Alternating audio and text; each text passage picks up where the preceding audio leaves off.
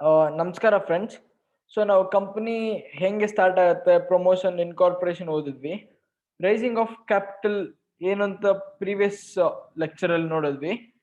ಈ ಲೆಕ್ಚರ್ ಅಲ್ಲಿ ಏನಂತ ಹೇಳಿದ್ರೆ, ಈ ಕ್ಯಾಪಿಟಲ್ ನಾ ಏನ್ ಹೇಳಿದೆ ಇವಾಗ, ಶೇರ್ ಕ್ಯಾಪಿಟಲ್ ರೈಸ್ ಮಾಡ್ತಾರೆ, ಮಿನಿಮಮ್ ಸಬ್ಸ್ಕ್ರಿಪ್ಷನ್ ಇರಬೇಕು, ಅಕಸ್ಮಾತ್ ಮಿನಿಮಮ್ ಸಬ್ಸ್ಕ್ರಿಪ್ಷನ್ ಇಲ್ಲ ಅಂದ್ರೆ ವಾಪಸ್ ಕೊಡಬೇಕು, ಲೇಟ್ ಏನಾದ್ರು ಆಯ್ತಂದ್ರೆ ಈ ಪೆನಾಲ್ಟಿ ಕಟ್ಬೇಕು 6% ಪರ್ ಆನಮ್ ಎಲ್ಲ ಹೇಳಿದ್ವಿ. ಸೊ ಈಗ ನಾವು ಏನು ರೈಸಿಂಗ್ ಆಫ್ ಕ್ಯಾಪಿಟಲ್ ಸಬ್ಸ್ಕ್ರಿಪ್ಷನ್ ಇದೆಯೋ, ಇದ್ರಲ್ಲಿ ಆಗೋ ಒಂದು ಮಿನಿಮಮ್ ಸಬ್ಸ್ಕ್ರಿಪ್ಷನ್ ಏನೇನಕ್ಕೆ ಯೂಸ್ ಆಗುತ್ತೆ. Minimum subscription is necessary to meet the following expenses of the company. Minimum subscription ಅಂತ ನಾನು ಈಗಾಗಲೇ ತುಂಬಾ ಸಲ ಹೇಳಿದೆ. ಬಟ್ ಈ ಮಿನಿಮಮ್ ಸಬ್ಸ್ಕ್ರಿಪ್ಷನ್ ಅಮೌಂಟ್ ಹೆಂಗೆ ಕಂಡುಹಿಡಿತಾರೆ ಕಂಪನಿಲಿ, ಎಷ್ಟು ಇರಬೇಕು ಮಿನಿಮಮ್ ಸಬ್ಸ್ಕ್ರಿಪ್ಷನ್ ಅಂತ ಹೇಳಿದ್ರೆ, ಆ ಒಂದು ಮಿನಿಮಮ್ ಸಬ್ಸ್ಕ್ರಿಪ್ಷನ್ ಏನಿರುತ್ತೋ, ಕೆಲವೊಂದು ಎಕ್ಸ್ಪೆನ್ಸಸ್ ಅಂದ್ರೆ ಕೆಲವೊಂದು ವೆಚ್ಚಗಳನ್ನ ಮೀಟ್ ಮಾಡಬೇಕು ಕಂಪನಿಲಿ. ಎಕ್ಸ್ಪೆನ್ಸಸ್ ನ ಖರ್ಚು ಏನಾಗುತ್ತೋ ಅದನ್ನ ಮೀಟ್ ಮಾಡಬೇಕು. ಯಾವ ಖರ್ಚು ಅಂತ ಹೇಳಿದ್ರೆ, to pay the purchase price of the property purchased by the company.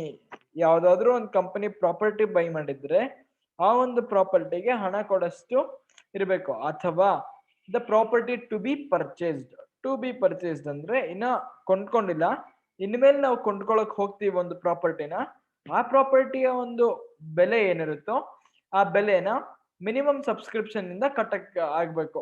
ಇದ್ರ ಜೊತೆಗೆ to meet the preliminary expenses first time ಕೇಳ್ತಾ ಇದೀವಲ್ಲ ಈ ವರ್ಡ್ ನ. ಏನಂದ್ರೆ ಪ್ರಿಲಿಮಿನರಿ ಎಕ್ಸ್ಪೆನ್ಸಸ್, ಕಂಪನಿಯ ಇನ್ಕಾರ್ಪೊರೇಷನ್ ಟೈಮಲ್ಲಿ, ಕಂಪನಿಯ ಇನ್ಕಾರ್ಪೊರೇಷನ್ಗಿಂತ ಮುಂಚೆ ಯಾವುದೇ ಒಂದು ಎಕ್ಸ್ಪೆನ್ಸಸ್ ಆಗಿದ್ರೆ ಅದನ್ನ ನಾವು ಪ್ರಿಲಿಮಿನರಿ ಎಕ್ಸ್ಪೆನ್ಸಸ್ ಅಂತ ಕರಿತೀವಿ. ಪ್ರಿಲಿಮಿನರಿ ಅಥವಾ ಪ್ರೀ ಇನ್ಕಾರ್ಪೊರೇಷನ್ ಎಕ್ಸ್ಪೆನ್ಸಸ್ ಅಂತ ಕರಿತೀವಿ ಅಲ್ವಾ. ಈ ಎಕ್ಸ್ಪೆನ್ಸಸ್ ಅಲ್ಲಿ ಅಂಡರ್ ರೈಟಿಂಗ್ ಕಮಿಷನ್ ಕೂಡ ಕೊಡ್ತೀವಿ. ಅಂಡರ್ ರೈಟಿಂಗ್ ಕಮಿಷನ್ ಅಂದ್ರೆ, ಈಗ ನಾ ಹೇಳಿದೆ ಕಂಪನಿಯಲ್ಲಿ ಶೇರ್ಸ್ ಅಂತ ಒಂದಿರುತ್ತೆ, ಅದನ್ನ ಪಬ್ಲಿಕ್ ಕೊಡ್ತಾರೆ. ಪಬ್ಲಿಕ್ ಅಂದ್ರೆ ಜನಸಾಮಾನ್ಯರು ಬಂದ್ಬಿಟ್ಟು ಹಣ ಕೊಟ್ಟು ಶೇರ್ಸ್ ನ ಬೈ ಮಾಡ್ತಾರೆ. ಸೊ ಕಂಪನಿ ಮತ್ತೆ ಜನರ ಮಧ್ಯ ಒಬ್ಬ ವ್ಯಕ್ತಿ ಇರ್ತಾನೆ ಶೇರ್ಸ್ ನ ಇಶ್ಯೂ ಮಾಡುವಾಗ. ಆ ವ್ಯಕ್ತಿನ ನಾವು ಅಂಡರ್ ರೈಟರ್ ಅಂತ ಕರಿತೀವಿ. ಈ ವ್ಯಕ್ತಿ ಬ್ರೋಕರ್ ಥರಾನೇ, ಆದ್ರೆ ಬ್ರೋಕರ್ ಅಲ್ಲ. ಏನಕ್ಕೆ ಇವನು ಬ್ರೋಕರ್ ಅಲ್ಲ ಅಂತ ಹೇಳಿದ್ರೆ, ಈಗ ಅಕಸ್ಮಾತ್ ಏನಾದ್ರು ಕಂಪನಿ ಶೇರ್ಸ್, ಈಗ 1,000 ಶೇರ್ಸ್ ಇಶ್ಯೂ ಮಾಡುತ್ತೆ ಕಂಪನಿ, ಯಾರ ಮೂಲಕ? ಒಬ್ಬ ಅಂಡರ್ ರೈಟರ್ ಮೂಲಕ ಇಶ್ಯೂ ಮಾಡುತ್ತೆ. ಅಂಡರ್ ರೈಟರ್ ಹೋಗ್ಬಿಟ್ಟು ಜನರಲ್ ಪಬ್ಲಿಕ್ ಎಲ್ಲ ಹೇಳ್ತಾನೆ, ಈ ತರ ಒಂದು ಕಂಪನಿ IPO ಬಂದಿದೆ ತಗೊಳ್ಳಿ ಅಂದ್ಬಿಟ್ಟು. ಅಕಸ್ಮಾತ್ ಆ 1,000 ಶೇರ್ಸ್ ಅಲ್ಲಿ ಪಬ್ಲಿಕ್ ಬಂದ್ಬಿಟ್ಟು ಬರೀ 800 ಶೇರ್ ತಗೊಂಡು ಇನ್ನ 200 ಶೇರ್ಸ್ ಮಿಕ್ಕಿದೆ. ಇವಾಗ ಆ 200 ಶೇರ್ಸ್ ನ ಅಂಡರ್ ರೈಟರ್ ಕೊಂಡ್ಕೊಳ್ಳಕ್ಕೆ ಮುಂಚೆನೆ ಒಪ್ಕೊಂಡಿರ್ತಾನೆ. ಅಂದ್ರೆ ಜನಸಾಮಾನ್ಯರು ಅಥವಾ ನಮ್ಮ ಜನರಲ್ ಪಬ್ಲಿಕ್ ಏನಿದೆಯೋ ಅದು ಸಬ್ಸ್ಕ್ರೈಬ್ ಮಾಡಿ, ಅಕಸ್ಮಾತ್ ಏನಾದ್ರು ಸಬ್ಸ್ಕ್ರಿಪ್ಷನ್ ಅಲ್ಲಿ ಶೇರ್ಸ್ ಅಂಡರ್ ಸಬ್ಸ್ಕ್ರೈಬ್ ಏನಾದ್ರು ಆಗಿದ್ರೆ ನಾನು ಅದನ್ನ ತಗೊಂತೀನಿ ಅಂತೇಳಿ ಅಂಡರ್ ರೈಟರ್ ಒಪ್ಕೊಂಡಿರ್ತಾನೆ. ಸೊ ಯೂಶಲಿ ಇದನ್ನ ಬ್ರೋಕರ್ ಅನ್ನೋ ವ್ಯಕ್ತಿ ಮಾಡಲ್ಲ. ಅದಕ್ಕೆ ಇವನು ಬ್ರೋಕರ್ ಥರಾನೇ, ಆದ್ರೆ ಇವನು ಬ್ರೋಕರ್ ಅಲ್ಲ. ಏನಕ್ಕೆ ಅಂದ್ರೆ, ಇವನು ಕಂಪನಿಯಲ್ಲಿ ಏನಾದ್ರು ಸಬ್ಸ್ಕ್ರಿಪ್ಷನ್ ಆಫ್ ಶೇರ್ಸ್ ಕಮ್ಮಿ ಆಯ್ತಂದ್ರೆ ಇವನು ಶೇರ್ಸ್ ನ ಕೊಂಡ್ಕೊಂತಾನೆ. ಅದಕ್ಕೆ ಇವನ್ಗೊಂದು ಕಮಿಷನ್ ಪೇ ಮಾಡ್ತಾರೆ, ಇವನಿಗೆ ಚಾರ್ಜಸ್ ಅಂದ್ಬಿಟ್ಟು. ಅದನ್ನ ಕೂಡ ನಾವು ಪ್ರಿಲಿಮಿನರಿ ಎಕ್ಸ್ಪೆನ್ಸ್ ಅಂತ ಕನ್ಸಿಡರ್ ಮಾಡ್ತೀವಿ. ಹಾಗಾಗಿ ಏನೇ ಒಂದು ಮಿನಿಮಮ್ ಸಬ್ಸ್ಕ್ರಿಪ್ಷನ್ ಇದ್ರೂನು ಅಂಡರ್ ರೈಟಿಂಗ್ ಕಮಿಷನ್ ಸಮೇತ ಸೇರಿ ಎಲ್ಲಾ ಪ್ರಿಲಿಮಿನರಿ ಎಕ್ಸ್ಪೆನ್ಸಸ್ ನ ಪೇ ಮಾಡೋ ತರ ಇರಬೇಕು ಅದರಲ್ಲಿ ಹಣ. ನೆಕ್ಸ್ಟ್ ಇದ್ರ ಜೊತೆಗೆ to meet the working capital expenses of the company. ಏನು ವರ್ಕಿಂಗ್ ಕ್ಯಾಪಿಟಲ್ ಅಂದ್ರೆ? Day to day expenses of the company. ಈಗ ಒಬ್ಬ ಗಾರೆ ವ್ಯಕ್ತಿನ ಕರ್ಸಿದಿರಿ, ಒಂದ್ ದಿನ ಪೂರ್ತಿ ಕೆಲಸ ಮಾಡಿ 1,000 ರೂಪಾಯಿ ಕೂಲಿ ಕೇಳ್ತಾನ, ಅದು ವರ್ಕಿಂಗ್ ಕ್ಯಾಪಿಟಲ್ ಎಕ್ಸ್ಪೆನ್ಸ್. ನಿಮ್ಗೆ ಏನಾದ್ರು ಒಂದು ಪ್ರಾಡಕ್ಟ್ ಪರ್ಚೇಸ್ ಮಾಡ್ಬೇಕು, ರಾ ಮೆಟೀರಿಯಲ್ ಪರ್ಚೇಸ್ ಮಾಡ್ಬೇಕಾ, ಅದು ನಿಮ್ಗೆ ವರ್ಕಿಂಗ್ ಕ್ಯಾಪಿಟಲ್ ಎಕ್ಸ್ಪೆನ್ಸ್. ನಿಮಗೆ ಡೇ ಟು ಡೇ ದಿನನಿತ್ಯದಲ್ಲಿ ನಿಮ್ಗೆ ಏನ್ ಖರ್ಚಾಗ್ತಾ ಇರುತ್ತೋ ಅದನ್ನ ನಾವು ವರ್ಕಿಂಗ್ ಕ್ಯಾಪಿಟಲ್ ಅಂತ ಕರಿತೀವಿ. ಸೊ ಆ ಒಂದು ವರ್ಕಿಂಗ್ ಕ್ಯಾಪಿಟಲ್ ಎಕ್ಸ್ಪೆನ್ಸಸ್ ನ ಮೀಟ್ ಮಾಡೋ ತರ ಇರಬೇಕು ಈ ಮಿನಿಮಮ್ ಸಬ್ಸ್ಕ್ರಿಪ್ಷನ್. ಇದ್ರ ಜೊತೆಗೆ ಕಂಪನಿಯಲ್ಲಿ ಬೇರೆ ಯಾವ್ದಾದ್ರು ಖರ್ಚಾಯ್ತು ಅಂದ್ರೆ ಅದನ್ನ ಕೂಡ ಮೀಟ್ ಮಾಡಬೇಕು. ಅದರ ಆಧಾರದ ಮೇಲೆ ಮಿನಿಮಮ್ ಸಬ್ಸ್ಕ್ರಿಪ್ಷನ್ ಇಟ್ಟಿರ್ತಾರೆ. ಸೊ ಇದು ಬಂದ್ಬಿಟ್ಟು ಒಂದು ಹಳೆಯ ಪ್ರಾವಿಷನ್. ನಮ್ಮ ಸಿಲೆಬಸ್ ಅಲ್ಲಿ ಇನ್ನ ಇದು ಅಪ್ಡೇಟ್ ಆಗಿಲ್ಲ. ಬಟ್ ಈಗ ಏನಾಗಿದೆ ಅಂದ್ರೆ, ಯಾವುದೇ ಒಂದು ಕಂಪನಿ ಇಶ್ಯೂ ಮಾಡ್ತು ಅಂದ್ರೆ ಶೇರ್ಸ್, ಮಿನಿಮಮ್ ಸಬ್ಸ್ಕ್ರಿಪ್ಷನ್ ನ ಬಂದ್ಬಿಟ್ಟು 90% ಇಟ್ಟಿದ್ದಾರೆ. ಈಗ ನಾನು 1,000 ಶೇರ್ಸ್ ಇಶ್ಯೂ ಮಾಡಿದ್ರೆ ಅದ್ರಲ್ಲಿ ಮಿನಿಮಮ್ 90% ಅಂದ್ರೆ 900 ಶೇರ್ಸ್ ಆಗ್ಲೇಬೇಕು ಸಬ್ಸ್ಕ್ರೈಬ್. ಅದಕ್ಕಿಂತಲೂ ಕಮ್ಮಿ ಆಯ್ತು ಅಂದ್ರೆ ಆ ಒಂದು IPO ಅಥವಾ ಇಶ್ಯೂ ಏನಿರುತ್ತೋ ಅದನ್ನ ಕ್ಯಾನ್ಸಲ್ ಮಾಡ್ತಾರೆ ಕಂಪನಿಯವರು. ನಮ್ಮ ಸಿಲೆಬಸ್ ಅಲ್ಲಿ ಇದು ಅಪ್ಡೇಟ್ ಆಗಿಲ್ಲ, ಬಟ್ ಇದು ಜಸ್ಟ್ ಫಾರ್ ನಾಲೆಡ್ಜ್ ಬೇಸಿಸ್ ನಾನು ನಿಮಗೆ ಹೇಳ್ತಾ ಇದ್ದೀನಿ. ಸಿಲೆಬಸ್ ಅಲ್ಲಿ ಸದ್ಯಕ್ಕೆ ಇದಿರೋದು, ನೀವು ಎಕ್ಸಾಮ್ಗೋಸ್ಕರ ಇದನ್ನೇ ಕಲ್ತ್ಕೊಳ್ಳಿ.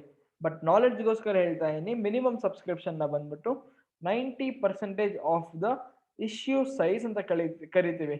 ನಾವೇನ್ 1000 ಶೇರ್ಸ್ ಇಶ್ಯೂ ಮಾಡ್ತೀವೋ ಅಂತ ಹೇಳಿದ್ನೋ ಅದನ್ನ ಇಶ್ಯೂ ಸೈಜ್ ಅಂತ ಕರೀತಾರೆ. ಸೊ ಆ ಒಂದು ಇಶ್ಯೂ ಸೈಜ್ ಅಲ್ಲಿ 90% ಬಂದು minimum subscription. Next, raising of capital or capital subscription ಅಲ್ಲಿ ಇದು ಓದಿದ್ವಿ ಈಗಷ್ಟೇ. Certificate of commencement of business. ಈಗ ಹಣ ಬಂತು ನಮಗೆ, ಹಣ ಬಂದ ಮೇಲೆ ಕಮೆನ್ಸ್ಮೆಂಟ್ ಆಫ್ ಬಿಸ್ನೆಸ್ ಸರ್ಟಿಫಿಕೇಟ್ ಅಂತ ಒಂದು ಕರಿತೀವಿ ನಾವು. ಏನಂತ ಹೇಳಿದ್ರೆ ಬಿಸ್ನೆಸ್ ಆಪರೇಷನ್ಸ್ ನ ಶುರು ಮಾಡೋದಕ್ಕೆ ಗವರ್ಮೆಂಟ್ ಬಂದ್ಬಿಟ್ಟು ಪರ್ಮಿಷನ್ ಕೊಡಬೇಕು. ಗವರ್ಮೆಂಟ್ ಅಂದ್ರೆ ಇಲ್ಲಿ ನಮಗೆ ಇಲ್ಲಿ ರಿಜಿಸ್ಟ್ರಾರ್ ಆಫ್ ಕಂಪನೀಸ್ ಅವ್ರು ಪರ್ಮಿಷನ್ ಕೊಡಬೇಕು. ಅದಕ್ಕೆ ಒಂದು ಸರ್ಟಿಫಿಕೇಟ್ ಬೇಕು. ಈಗಾಗಲೇ ನಮ್ಗೆ ಇಷ್ಟರಲ್ಲಿ ಅರ್ಥ ಆಗಿರ್ಬೇಕು, ROC ಇಂದ ನಮ್ಗೆ ಏನೇ ಸರ್ಟಿಫಿಕೇಟ್ ಬೇಕಂದ್ರೂ ಫಸ್ಟ್ ನಾವು ಅಪ್ಲಿಕೇಶನ್ ಹಾಕ್ಬೇಕು. ಆ ಅಪ್ಲಿಕೇಶನ್ ಇದು ಸ್ವಲ್ಪ ಫೀಸ್ ಕೊಡಬೇಕು. ಆ ಫೀಸ್ ಕೊಟ್ಮೇಲೆ ಕೆಲವೊಂದು ಡಾಕ್ಯುಮೆಂಟ್ಸ್ ಕೇಳ್ತಾರೆ. ಯಾವ ಡಾಕ್ಯುಮೆಂಟ್ಸ್ ಅಂತ ಕೇಳಿದ್ರೆ, ಈಗ ನಾ ಹೇಳಿದೆ ನಿಮಗೆ ಕಮೆನ್ಸ್ಮೆಂಟ್ ಆಫ್ ಬಿಸ್ನೆಸ್ ಸರ್ಟಿಫಿಕೇಟ್ ಸಿಕ್ಕರೆ ಬಿಸ್ನೆಸ್ ಆಪರೇಷನ್ಸ್ ನ ಶುರು ಮಾಡ್ಕೊಬಹುದು. Next, promoter has to apply for this certificate with the following documents along with the prescribed fees. ಸ್ವಲ್ಪ ಫೀಸ್ ಕೊಟ್ಬಿಟ್ಟು ಕೆಲವೊಂದು ಡಾಕ್ಯುಮೆಂಟ್ಸ್ ಅನ್ನ ಸಬ್ಮಿಟ್ ಮಾಡಬೇಕು. ಯಾರು ಸಬ್ಮಿಟ್ ಮಾಡ್ತಾರೆ? ಪ್ರೊಮೋಟರ್ ಸಬ್ಮಿಟ್ ಮಾಡ್ತಾರೆ. ಯಾವ ಡಾಕ್ಯುಮೆಂಟ್ ಅಂದ್ರೆ ಪ್ರಾಸ್ಪೆಕ್ಟಸ್. ನಾವ್ ಈಗಷ್ಟೇ ಇಶ್ಯೂ ಆಫ್ ಶೇರ್ ಕ್ಯಾಪಿಟಲ್ ನೋಡಿದ್ವಿ. ಆ ಇಶ್ಯೂ ಆಫ್ ಶೇರ್ ಕ್ಯಾಪಿಟಲ್ ಮಾಡ್ಬೇಕಂದ್ರೆ ಪ್ರಾಸ್ಪೆಕ್ಟಸ್ ಅನ್ನೋ ಒಂದು ಡಾಕ್ಯುಮೆಂಟ್ ಕೊಡಬೇಕು, ಅಥವಾ statement in Leo of prospectus. So ನಾವು ಹಿಂದಿನ ಇದು ಸ್ಲೈಡ್ ಅಲ್ಲಿ ಒಂದು ಸ್ಪೆಸಿಫಿಕ್ ನೋಡಿದ್ವಿ. ಜನರಲ್ ಆಗಿ ಪಬ್ಲಿಕ್ ಕಂಪನೀಸ್ ಪಬ್ಲಿಕ್ ಇಂದ ಶೇರ್ ದುಡ್ಡು ಇಸ್ಕೊಳ್ಳುತ್ತೆ. ಅಕಸ್ಮಾತ್ ಇವಾಗ ಪಬ್ಲಿಕ್ ಇಂದ ದುಡ್ಡು ಇಸ್ಕೊಳ್ಳಲ್ಲ, ಬೇರೆ ಎಲ್ಲಿಂದನೋ ಹಣ ಬರುತ್ತೆ ಅಂದ್ರೆ ಅದಕ್ಕೊಂದು ಸ್ಟೇಟ್ಮೆಂಟ್ ಇರುತ್ತೆ. ಆ ಸ್ಟೇಟ್ಮೆಂಟ್ ನ ನಾವೇನ್ ಕರಿತೀವಿ ಅಂದ್ರೆ ಪ್ರಾಸ್ಪೆಕ್ಟಸ್ ಗೆ ಬದಲಾಗಿ ಇರುವ ಒಂದು ಸ್ಟೇಟ್ಮೆಂಟ್ ಇನ್ ಲಿಯೋ ಅಂತ ಹೇಳಿದ್ರೆ ಇಲ್ಲಿ ಏನಿದೆಯೋ ಇದಂದ್ರೆ ಬದಲಾಗಿ ಅಂತ. So statement in Leo of prospectus ಅಂದ್ರೆ ಪ್ರಾಸ್ಪೆಕ್ಟಸ್ ಗೆ ಬದಲಾಗಿರೋ ಇನ್ನೊಂದು ಸ್ಟೇಟ್ಮೆಂಟ್, ಅದನ್ನ ಸಬ್ಮಿಟ್ ಮಾಡಬೇಕು. Next, notice of situation of the registered office of the company. ನಾನು ಇನ್ಕಾರ್ಪೊರೇಷನ್ ಅಲ್ಲಿ ನಿಮ್ಗೆ ಹೇಳಿದ್ದೆ, ಏನು ರಿಜಿಸ್ಟರ್ಡ್ ಆಫೀಸ್ ಎಲ್ಲಿರುತ್ತೋ ಕಂಪನಿದು ಅದರ ಒಂದು ಪೋಸ್ಟಲ್ ಅಡ್ರೆಸ್ ನ ವಿತಿನ್ 30 days ROC ಸಬ್ಮಿಟ್ ಮಾಡಬೇಕು ಅಂತ. ಸೊ ಆ ಒಂದು ನೋಟಿಸ್ ಏನಿರುತ್ತೋ ಸಬ್ಮಿಟ್ ಮಾಡಿರೋ ನೋಟಿಸ್ ಕೊಡಬೇಕು. Next, declaration by the company that the minimum subscription as prospectus is collected.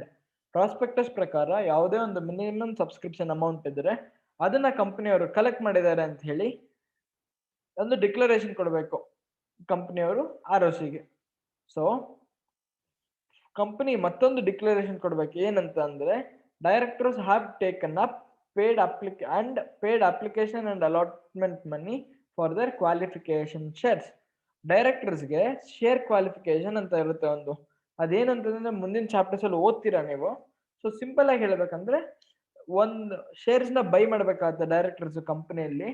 So company ಏನ್ ಹೇಳ್ಬೇಕಂದ್ರೆ ROCಗೆ, ನಮ್ಮ ಡೈರೆಕ್ಟರ್ಸ್ ಯಾರ್ಯಾರಿದಾರೋ ಅವರು ಶೇರ್ಸ್ ನ ಕೊಂಡ್ಕೊಂಡಿದ್ದಾರೆ, ಅಪ್ಲಿಕೇಶನ್ ಮನಿನೂ ಪೇ ಮಾಡಿದ್ದಾರೆ, ಅಲಾಟ್ಮೆಂಟ್ ಮನಿ ಕೂಡ ಪೇ ಮಾಡಿದ್ದಾರೆ ಅಂತ ಹೇಳಿ ROCಗೆ ಹೇಳ್ಬೇಕು. Next, declaration by the secretary are the directors that all the legal formalities prior to the commencement of business has been complied with. ಯಾವುದೇ ತರಹದ ಒಂದು ಲೀಗಲ್ ಫಾರ್ಮಾಲಿಟೀಸ್ ಇದ್ರು, ಏನೇ ಒಂದು ಪೇಪರ್ ವರ್ಕ್, ಯಾವುದೇ ಒಂದು ಫೀಸ್ ಪೇ ಮಾಡಬೇಕಾಯ್ತು, ಶೇರ್ಸ್ ಇಶ್ಯೂ ಮಾಡಬೇಕಾಗಿತ್ತು, minimum subscription ಆಗ್ಬೇಕಾಗಿತ್ತು, ಅಥವಾ ರಿಜಿಸ್ಟರ್ಡ್ ಆಫೀಸ್ ಅಡ್ರೆಸ್ ನ ನಾವು ROC ಕಳಿಸ್ಬೇಕಾಗಿತ್ತು, ಅಥವಾ ಬೇರೆ ಯಾವುದೇ ತರಹದ ಒಂದು ಲೀಗಲ್ ಫಾರ್ಮಾಲಿಟೀಸ್ ಇದ್ರು ಎಲ್ಲವೂ ಮುಗಿದಾವೆ ಅಂದ್ಬಿಟ್ಟು ಕಂಪನಿ ಸೆಕ್ರೆಟರಿ ಅಥವಾ ಬೋರ್ಡ್ ಆಫ್ ಡೈರೆಕ್ಟರ್ಸ್ ಬಂದು ಒಂದು ಡಿಕ್ಲರೇಷನ್ ಕೊಡಬೇಕು, ಹೇಳಬೇಕು ಎಲ್ಲ ಕರೆಕ್ಟ್ ಮಾಡಿದೀವಿ ಅಂತೇಳಿ ROCಗೆ ಹೇಳಬೇಕು. ಸೊ ಈ ಒಂದು ಆಧಾರದ ಮೇಲೆ certificate of commencement of business ನ ಇಶ್ಯೂ ಮಾಡ್ತಾರೆ. ಇದನ್ನ ಇಶ್ಯೂ ಮಾಡಕ್ಕಿಂತ ಮುಂಚೆ ನಾವು ಹಿಂದಿನ ಒಂದು ಇನ್ಕಾರ್ಪೊರೇಷನ್ ಸರ್ಟಿಫಿಕೇಟ್ ಇಶ್ಯೂ ಮಾಡುವಾಗ್ಲೂ ನೋಡಿದ್ವಿ. ಏನ್ ಮಾಡಿದ್ದ ರಿಜಿಸ್ಟ್ರಾರು, ಕೂತ್ಕೊಂಡು ಎಲ್ಲಾ ಡಾಕ್ಯುಮೆಂಟ್ಸ್ ಕರೆಕ್ಟ್ ಆಗಿದ್ಯಾ, ಏನಾದ್ರೂ ತಪ್ಪು ಬಂದಿದ್ಯಾ, ಅಥವಾ ಏನಾದ್ರೂ ಒಂದು ಡಾಕ್ಯುಮೆಂಟ್ಸ್ ಮಿಸ್ ಆಗಿದ್ಯಾ, ಅಥವಾ ಯಾವ್ದಾದ್ರು ಒಂದು ತಪ್ಪು ಇನ್ಫಾರ್ಮೇಶನ್ ಬಂದಿದ್ಯಾ, ಎಲ್ಲಾದ್ನೂ ವೆರಿಫೈ ಮಾಡಿ ಎಕ್ಸಾಮಿನೇಷನ್ ಮಾಡಿ ಕೊನೆಯದಾಗಿ ಈ ಒಂದು certificate of commencement of business ಅನ್ನೋ ಒಂದು ಸರ್ಟಿಫಿಕೇಟ್ ನ ಕೊಡ್ತಾನೆ ಕಂಪನಿ ಅವರಿಗೆ. ಅಲ್ಲಿಂದ ಅವ್ರ ಬಿಸ್ನೆಸ್ ನ ಶುರು ಮಾಡ್ಕೊಬಹುದು. ಮತ್ತೊಂದು ಹೊಸ ಇನ್ಕ್ಲೂಷನ್ ಆಗಿದೆ ಲಾ ಅಲ್ಲಿ, ಅದು ನಮ್ಮ ಸಿಲೆಬಸ್ ಅಲ್ಲಿ ಅಪ್ಡೇಟ್ ಆಗಿಲ್ಲ, ಬಟ್ ಇದು ನಿಮ್ಮ ನಾಲೆಡ್ಜ್ ಸೇಕ್ಗೋಸ್ಕರ ಹೇಳ್ತಾ ಇದ್ದೀನಿ ನಾನು. ಈ ಒಂದು certificate of commencement of business ಏನಿದೆಯೋ ಈಗ ಇದನ್ನ ರದ್ದುಪಡಿಸಲಾಗಿದೆ. ಏನಕ್ಕೆ ಅಂದ್ರೆ ಸರ್ಟಿಫಿಕೇಟ್ ಆಫ್ ಇನ್ಕಾರ್ಪೊರೇಷನ್ ಸಿಕ್ಕರೆ ಸಾಕು ಕಂಪನಿಗೆ, ಅಲ್ಲಿಂದಾನೇ ಅವರು ಬಿಸ್ನೆಸ್ ನ ಶುರು ಹಚ್ಕೊಬಹುದು. Certificate of commencement of business ನ ಅಪ್ಲೈ ಮಾಡೋ ಕಾನ್ಸೆಪ್ಟ್ ಹೋಗ್ಬಿಟ್ಟಿದೆ. ಆದ್ರೆ ಇದು ಬಂದು ಸಿಲೆಬಸ್ ಅಲ್ಲಿ ಅಪ್ಡೇಟ್ ಆಗಿಲ್ಲ. ಅದಕ್ಕೆ ನನ್ನ ಸಿಲೆಬಸ್ ಪ್ರಕಾರ ಏನೇನಿದೆಯೋ ಎಲ್ಲ ಎಕ್ಸ್ಪ್ಲೇನ್ ಮಾಡಿದೀನಿ. ಎಕ್ಸಾಮ್ಗೋಸ್ಕರ ನೀವು ಇದನ್ನ ಓದ್ಕೊಳ್ಳಿ, ಬಟ್ ಇಷ್ಟು ಮಾತ್ರ ಅರ್ಥ ಮಾಡ್ಕೊಳ್ಳಿ ನಿಮ್ಮ ಪ್ರಾಕ್ಟಿಕಲ್ ನಾಲೆಡ್ಜ್ಗೋಸ್ಕರ. ಈ ಒಂದು ಏನ್ certificate of commencement of business ಇದೆಯೋ ಇದನ್ನ ಕ್ಯಾನ್ಸಲ್ ಮಾಡಿದ್ದಾರೆ. ಇನ್ಕಾರ್ಪೊರೇಷನ್ ಸರ್ಟಿಫಿಕೇಟ್ ಸಿಕ್ಕರೆ ಸಾಕು, ಅಲ್ಲಿಂದ ಬಿಸ್ನೆಸ್ ನ ಶುರು ಹಚ್ಕೊಬಹುದು. ಐ ರಿಪೀಟ್, ಎಕ್ಸಾಮ್ಗೆ ಇದೇ ಸಿಲೆಬಸ್ ಇರೋದು, ಇದನ್ನ ನೀವು ಓದ್ಲೇಬೇಕು. ನಾನು ಎಕ್ಸ್ಟ್ರಾ ನಿಮ್ಗೆ ಏನ್ ಹೇಳ್ತೀನೋ ಅದು ಬರೀ ನಾಲೆಡ್ಜ್ ಸೇಕು ಮಾತ್ರ ಹೇಳ್ತೀನಿ ನಾನು. ಸೊ ಈ ವಿಡಿಯೋ ನಾನು ಇಲ್ಲಿಗೆ ನಿಲ್ಲಿಸ್ತಾ ಇದ್ದೀನಿ. ನೋಟ್ಸ್ ಮಾಡ್ಕೊಳ್ಳಿ ವಿಡಿಯೋನ ನೋಡ್ತಾ ನೋಡ್ತಾ. ಏನಾದ್ರೂ ಕನ್ಫ್ಯೂಷನ್ ಬರ್ತಂದ್ರೆ ಮತ್ತೊಂದ್ಸರಿ ನೋಡ್ಕೊಳ್ಳಿ. ಡೌಟ್ಸು ನಾ ಬಂದಿದ್ರೆ ಏನಾದ್ರು ಹೇಳಿದ್ರಲ್ಲಿ ನಿಮ್ಗೆ ಏನಾದ್ರು ತಪ್ಪು ಕಂಡು ಬಂದಿದ್ರೆ come back to comment box ಅಲ್ಲಿ ನಿಮ್ಮ ಡೌಟ್ಸ್ ನ ಮೆನ್ಷನ್ ಮಾಡಿ. ನಾವಲ್ಲಿ ನಿಮ್ಮ ಡೌಟ್ಸ್ ಏನೇ ಇದ್ರು ಆನ್ಸರ್ ಮಾಡ್ತೀವಿ ಅಂತ ಹೇಳ್ತಾ ಈ ವಿಡಿಯೋ ನಾನು ಇಲ್ಲಿಗೆ ನಿಲ್ಲಿಸ್ತಾ ಇದ್ದೀನಿ. Thank you. Have a wonderful day ahead.